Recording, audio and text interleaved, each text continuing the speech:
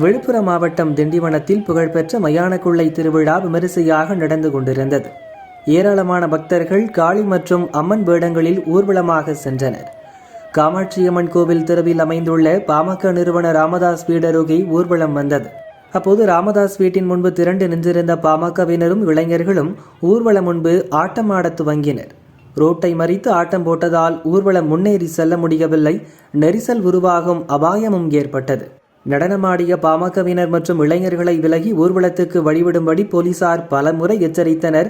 ஆனால் யாரும் கேட்கவில்லை.